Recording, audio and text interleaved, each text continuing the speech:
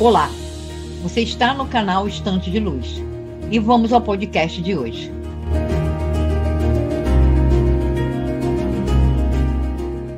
Olá, bem-vindos a mais uma exploração aprofundada aqui no nosso espaço. Hoje temos em mãos um material, realmente especial. Vamos analisar juntos alguns trechos da Revista Espírita, aquele periódico publicado por Allan Kardec lá no ano de 1868. É quase como ter um portal direto para o centro do movimento espírita, sabe? Como ele pulsava no século XIX. Exatamente. E o que a gente encontra aqui é uma coleção bem diversificada, né? Tem artigos comentando o crescimento do espiritismo, relatos de fenômenos que, na época, eram vistos como muito estranhos. Bem estranhos mesmo. Trocas de cartas com reflexões filosóficas, registros de comunicações espirituais, tem análises de livros e até discussões sobre questões sociais quentes daquele período. Muita coisa. Então, a nossa tarefa aqui hoje é mergulhar nesse conteúdo e tentar extrair as ideias principais, sabe? Os eventos que mais marcaram aquele ano. E também como os espíritas de 1868 percebiam o mundo material e o espiritual. A gente quer entender o que estava em jogo naquele momento tão crucial. Perfeito. É uma chance única, eu diria, de observar não apenas os fundamentos da doutrina sendo ali, debatidos, mas como ela estava se relacionando com a sociedade da época, com o pensamento científico que existia, com as crenças vigentes, e tudo isso vindo da fonte primária, editada pelo próprio Kardec. É como sentir a temperatura intelectual daquele momento mesmo. Ótimo. Então, começando pelo cenário mais geral. A revista aponta que 1867 tinha sido um ano muito produtivo para o espiritismo. Fala-se de um crescimento considerável. Mas é curioso, Esse crescimento não vinha tanto da formação de novas sociedades espíritas oficiais. Não vinha. Aparentemente, essas sociedades maiores enfrentavam dificuldades. Coisas como intrigas, pressões externas para dissolvê-las, onde o movimento ganhava corpo mesmo era nas reuniões menores, mais íntimas. Aquelas feitas em casa entre grupos particulares. E tem um aspecto que me chama muito a atenção na análise do Kardec sobre como as ideias espíritas estavam se espalhando. Ele usa uma expressão interessante. Infiltravam-se por uma porção de brechas, alcançando até ambientes que a princípio eram totalmente contrários à doutrina, sabe?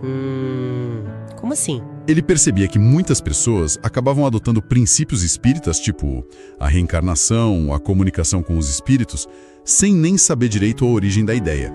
Simplesmente porque achavam lógico, achavam moralmente bom. Ah, entendi. Isso sugere que a filosofia espírita em si, as ideias, estavam encontrando mais eco do que talvez os fenômenos mediúnicos mais, chamativos. Talvez por tocar em questões que já estavam ali latentes no pensamento da época, Faz sentido.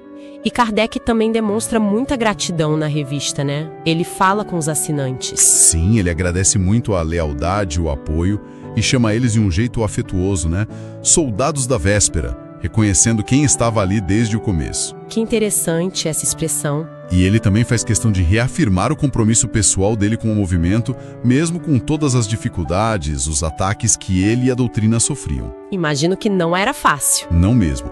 E a revista não esconde essa oposição, não. Um exemplo claro é a menção à interdição pelas autoridades de um livro, chamava A Síntese da Doutrina Espírita, de um autor Florent Loth. Era um resumo dos princípios básicos. Uniza a proibição, dizendo que aquilo ia acabar dando mais destaque ainda para o autor. A famosa publicidade reversa. Exato. E tem um caso curioso que eles relatam. Um jornalista que tinha criticado o livro, depois recebeu uma carta do próprio Loth explicando as coisas.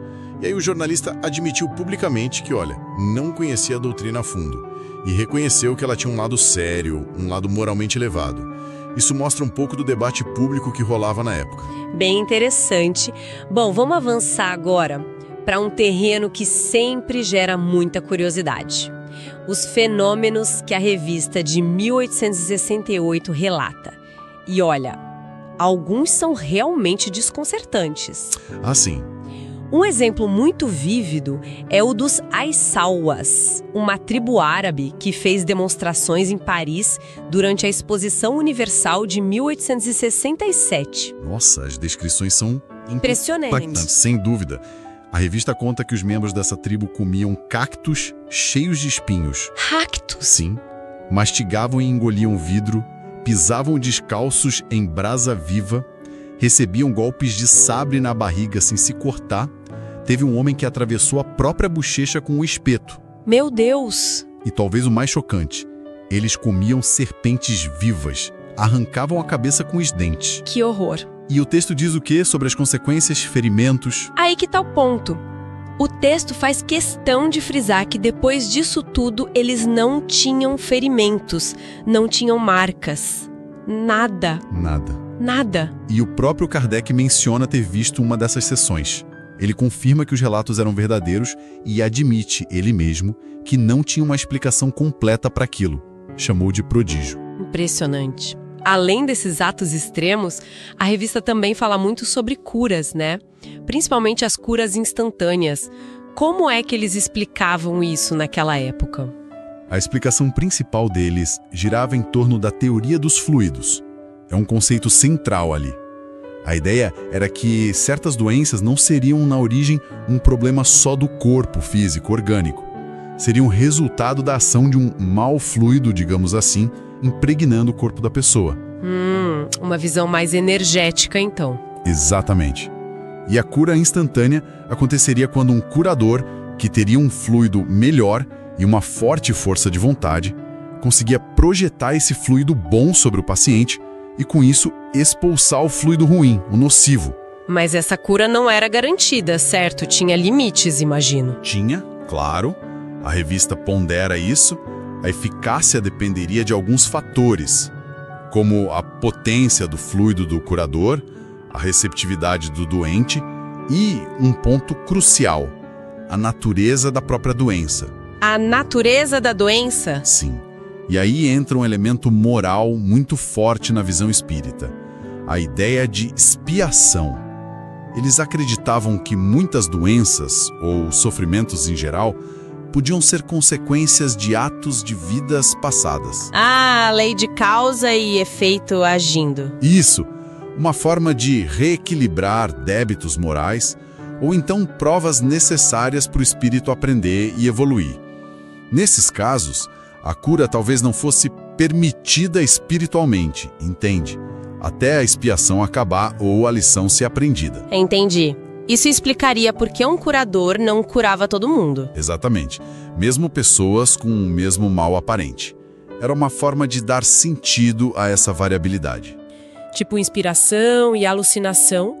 Qual era a visão deles? Essa distinção era bem importante para eles. Era uma tentativa de separar o que consideravam comunicação espiritual de verdade de simples perturbações mentais. A inspiração, para eles, viria da influência de bons espíritos, geralmente ligada a uma boa condição moral da pessoa, e resultava em ideias úteis, revelações boas. Eles dão o exemplo de uma mulher simples que recebia intuitivamente nomes de plantas medicinais certas para curar doenças. Interessante. E a alucinação? A alucinação era vista como algo puramente cerebral, uma superexcitação, como eles chamavam, ligada a desequilíbrios físicos ou morais. Seria mais comum em pessoas de temperamento nervoso. Comparavam a uma loucura momentânea, sabe? Uma percepção distorcida da realidade, mas vinda da própria mente, não de fora. Faz sentido essa busca por critérios para diferenciar. E falando em comunicação espiritual, isso parece ser um tema constante na revista, né? Ah, sem dúvida. É um dos assuntos mais recorrentes ali. Um destaque bem interessante em 1868 é a publicação de uma correspondência que era inédita na época, datada de 1798, uma troca de cartas entre Johann Lavater, o famoso fisionomista suíço, ele mesmo, e a imperatriz Maria Feodorovna da Rússia. E o assunto era justamente o estado da alma depois da morte. Nossa! E o que o Lavater dizia nessas cartas? É curioso pensar nisso acontecendo quase 70 anos antes da codificação espírita em si. É surpreendente, né? Como as ideias dele já se alinhavam com o que Kardec viria a sistematizar depois. Lavater especulava sobre a alma se libertando aos poucos da matéria após a morte, sobre a percepção diferente que se teria no mundo espiritual. Ele falava da existência de um corpo espiritual, algo muito próximo do conceito de perispírito que o espiritismo traria. Incrível! E principalmente, ele falava sobre como a condição moral da alma determinaria o destino dela, as afinidades no além. Sugeria que os bons seriam atraídos para companhias boas, enquanto os maus tenderiam a se agrupar, fugindo da luz, fugindo dos espíritos mais puros. Bem parecido com a ideia das esferas espirituais, né? Muito parecido. E Lavater até levanta a hipótese de que uma alma desencarnada poderia inspirar uma pessoa viva, que ele chama de apta para a luz, a escrever sobre sua condição, funcionando como um precursor do que a gente chamaria hoje de médium intuitivo ou psicógrafo. Que sintonia de ideias através do tempo! E, além do Lavater, que outros exemplos de comunicação aparecem na revista de 1868? Imagino que muitos. Ah, são muitos mesmo. A revista tenta mostrar a variedade do fenômeno. Cita um episódio bíblico da consulta do rei Saul ao espírito do profeta Samuel como um antecedente histórico. Sim, claro. Publicam comunicações que eles atribuíam a espíritos considerados elevados, como Lamennais, que teria falado sobre o futuro do espiritismo, ou São Luís, comentando a obra A Gênese do Kardec. Figuras importantes. Mas também tem relatos de interações com espíritos mais, digamos, terrenos, né? Como o espírito brincalhão, chamado Flageolet, que se divertia escondendo objetos. Ah, os espíritos zombeteiros. Isso.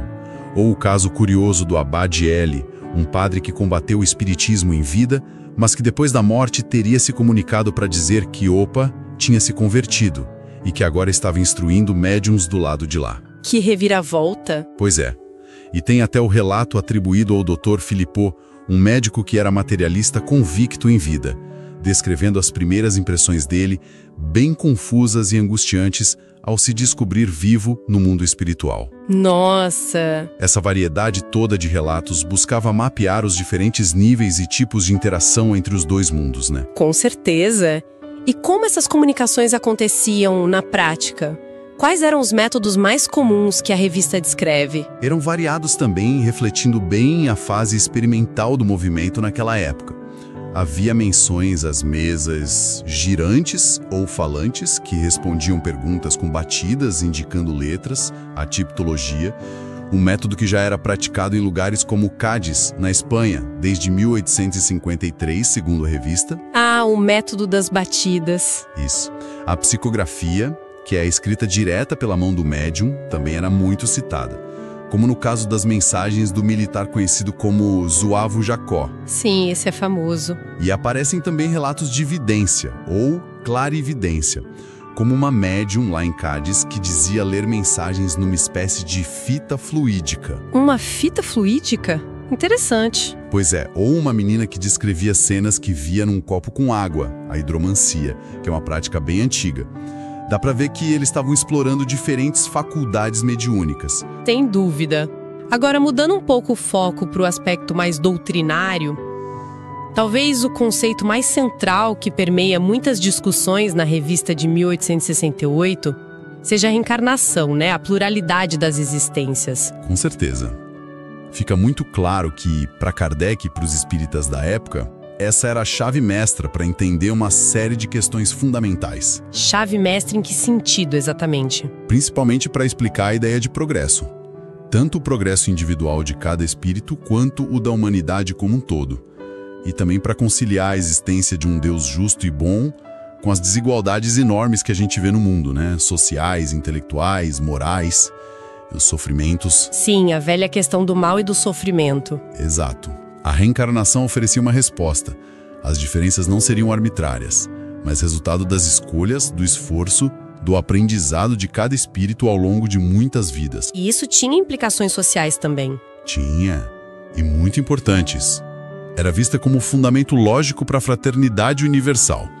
Se todos nós somos espíritos em evolução, passando por corpos diferentes, condições sociais diferentes ao longo do tempo, aí caem por terra os preconceitos de raça, de casta, de gênero, de condição social, entende? Entendo. No fundo, seríamos todos irmãos na mesma jornada evolutiva. E essa ideia tinha alguma aceitação fora do círculo espírita? Ou era algo muito isolado? Não, a revista faz questão de apontar que a ideia da pluralidade das existências, ou algo próximo disso, já podia ser encontrada. Mesmo que de forma mais intuitiva ou filosófica, em pensadores e escritores respeitados da época. Eles citam George Sand, Jules Michelet, Pierre Leroux. Ah, nomes de peso. Sim, isso era usado como argumento de que não era uma ideia tão estranha assim ao pensamento ocidental. A lógica que eles apresentavam era que as novas gerações são formadas em grande parte pelos mesmos espíritos que já viveram antes. Então, quando a gente trabalha pelo progresso da sociedade, a gente estaria, na verdade, preparando um futuro melhor para nós mesmos, quando reencarnássemos de novo. Uma visão bem interessante de responsabilidade coletiva e individual. Exato. E outro conceito doutrinário interessante que aparece em 1868 é o dos Messias do Espiritismo. E aqui é preciso um pouco de cuidado para não ter mal entendido. Não se tratava da espera por um único Salvador, um Messias no sentido tradicional. A ideia era bem diferente. Ah, não. Como era, então? A visão que a revista apresenta é que a grande transformação moral da humanidade que o Espiritismo anunciava como próxima seria presidida não por um, mas por múltiplos espíritos superiores, cada um com uma missão específica. Múltiplos? Sim. Eles já estariam atuando a partir do mundo espiritual, inspirando progressos em várias áreas do conhecimento e da sociedade. E, eventualmente, muitos deles reencarnariam, em diferentes épocas e lugares, mas não para fazer milagres. A ideia era que eles impulsionariam o avanço através das suas obras, do seu exemplo moral, das suas contribuições na ciência, na arte, na filosofia, na política. Seriam reconhecidos pela grandeza das suas realizações e virtudes, não por sinais sobrenaturais. Entendi. E Jesus, como entrava nisso? Jesus era visto como quem anunciou essa nova era, a do Consolador, que eles identificavam com o próprio Espiritismo. E o tal segundo advento de Cristo seria entendido não como um retorno físico dele, mas como essa manifestação coletiva do Espírito da Verdade, através desses múltiplos missionários e da própria doutrina espírita se espalhando e transformando o pensamento humano. Uma interpretação bem diferente da tradicional. E diante disso tudo, fica muito claro que a dimensão moral era o centro de tudo, não é? Totalmente. Absolutamente central. A ênfase na necessidade da caridade é constante. E no sentido amplo que Kardec definia, né? Benevolência para com todos, indulgência para as imperfeições dos outros, perdão das ofensas. O lema do Espiritismo. Exatamente. A busca pela fraternidade, pela humildade, pelo desapego às coisas materiais. E, acima de tudo, a reforma íntima, o esforço de cada um para se melhorar. Esses são apresentados como os objetivos principais do espírita. E, ao mesmo tempo, eles alertavam sobre os perigos da comunicação com espíritos, né? Muitos alertas. Sobre o uso inadequado, superficial das comunicações e principalmente sobre o risco de ser enganado por espíritos inferiores, levianos ou até hipócritas. Que se passam por superiores. Isso. Por isso eles insistiam tanto na necessidade de analisar o conteúdo e a linguagem das mensagens recebidas, usar o filtro da razão, comparar com os princípios morais elevados, especialmente os do Evangelho. Era o critério de segurança deles. O famoso examinai tudo, retém o bem. Perfeito. E a revista também aproveitava para esclarecer outros pontos doutrinários mais específicos, né? Sim, como quais? Bom, Kardec usava o espaço para abordar várias questões que surgiam. Por exemplo, eles discutem e refutam a ideia de que o planeta Terra teria uma alma própria, como se fosse um ser individual animado. Ah, curioso. Apresentam também a interpretação da tradição judaica sobre o pecado original, reforçando a visão espírita da responsabilidade individual pelos próprios atos. Ou seja, nada de culpa herdada de Adão. Certo. E exploram também a relação complexa entre livre-arbítrio e fatalidade, argumentando que as leis da natureza, tipo nascer, morrer, as leis físicas, são, num certo sentido, fatais, inevitáveis, mas que dentro dessas leis, o espírito mantém sua liberdade de escolha, de agir bem ou mal, de direcionar sua evolução. Entendi a distinção. Bom, saindo um pouco da doutrina pura, como a revista refletia a interação do espiritismo com a sociedade da época e as polêmicas que ele certamente gerava? Isso também está presente nos textos de 1868. Há discussões sobre temas sociais importantes, como, por exemplo, a necessidade da instrução das mulheres. Eles viam isso como essencial para a liberdade individual delas e para o progresso moral da sociedade como um todo. Nossa, um ponto de vista bem avançado para a época, né? Meados do século XIX. Muito avançado. E como a sociedade reagia ao movimento espírita em geral? A revista mostra isso? Mostra sim. A reação era bem mista e muitas vezes bastante hostil. Um fato curioso é que o espiritismo chegou a ser mencionado e rotulado como um partido pelo Senado francês. Um partido político? É o que parece. E Kardec comenta isso com uma certa ironia, sabe? Interpretando como um reconhecimento, mesmo que sem querer, da força e da influência que a doutrina estava ganhando. Faz sentido. Ao mesmo tempo, relatam episódios de perseguição mesmo. Sermões muito agressivos contra os espíritas, principalmente no sul da França. Nesses casos, o conselho de Kardec para os adeptos era sempre de prudência, de calma, mas também de firmeza nas convicções. Responder sempre com a lógica dos argumentos e, acima de tudo, com caridade, mesmo para quem os atacava. Manter a postura moral, né? Sempre. E havia também um embate filosófico muito claro. A revista traz críticas fortes ao materialismo, que estava ganhando muito espaço no pensamento científico e filosófico da época. Como eles viam o materialismo? Como uma doutrina que diminuía o ser humano, que negava a dimensão espiritual dele, e que por isso seria perigosa para a moralidade e para a ordem social. Em contrapartida, eles defendiam o espiritualismo racional, a crença num princípio espiritual inteligente regendo um universo. Viam isso como base não só para a moral, mas também para a inspiração na arte, para o sentido da vida. A própria revista era uma ferramenta fundamental nessa batalha de ideias para eles. Entendi. E olhando para o futuro, Kardec já demonstrava preocupação com a organização e a continuidade do movimento depois dele? Sim, e isso é muito notável. Já em 1868, a revista publica um plano bem detalhado que Kardec tinha elaborado para a organização futura do espiritismo, pensando inclusive no que aconteceria depois da morte dele, que acabou ocorrendo no ano seguinte, em 1869. Tão perto. Pois é, e esse plano era bem ambicioso. Previa a criação de uma comissão central para zelar pela unidade e pureza da doutrina, uma estrutura para gerenciar fundos que viriam de doações e dos direitos autorais das obras de Kardec, que ele doou integralmente para a causa. Nossa, ele doou tudo? Tudo. E o plano incluía a manutenção das publicações e até a intenção de criar no futuro instituições como um dispensário médico, uma caixa de socorros para ajudar necessitados, um asilo. Era um projeto claro para dar estrutura, dar estabilidade financeira e garantir a continuidade do trabalho, de forma organizada e duradoura. Realmente, que visão abrangente. E que ano intenso foi 1868 para o Espiritismo, hein? Percorremos um cenário de um movimento em plena expansão, talvez mais pelas suas ideias filosóficas do que pelos fenômenos em si, né? Mas lidando com relatos extraordinários, enfrentando uma oposição forte e, surpreendentemente, já planejando seu futuro de forma bem estruturada. O que fica muito forte dessa leitura é o esforço constante do Kardec em apresentar o Espiritismo como uma doutrina racional, com uma base moral muito sólida e uma visão progressista da vida do universo. Ele buscava respostas lógicas para tudo. Desde mistérios antigos, como a comunicação de Samuel com Saul na Bíblia, até problemas sociais urgentes da época, como a fome na Argélia, que ele interpreta à luz da lei de causa e efeito como expiação coletiva, mas também chance de exercer caridade e promover regeneração. Sim, essa visão de que tudo tem razão de ser. Exato.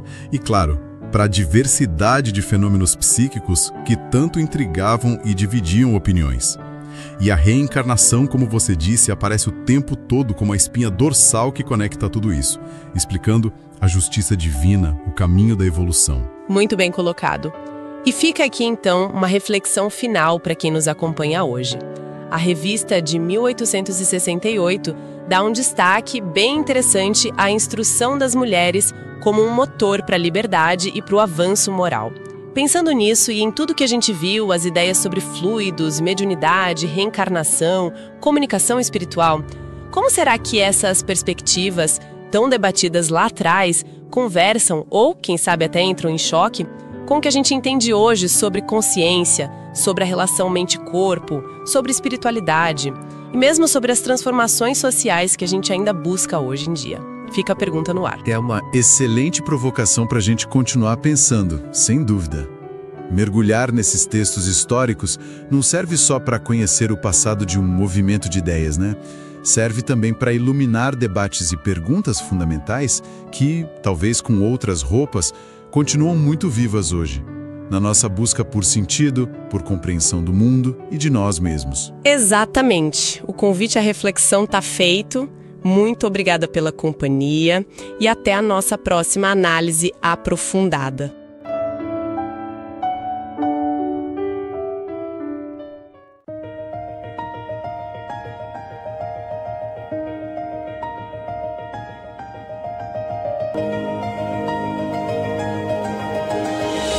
Esse podcast é organizado pelo canal Estante de Luz e formatado através da IA Notebook LM. Os personagens desse podcast foram apelidados de Adrian e Eleonor. Revisão de Grace Moreira e a edição de som é de Maurício Moreira. Nos encontramos no próximo episódio. Obrigado e até breve.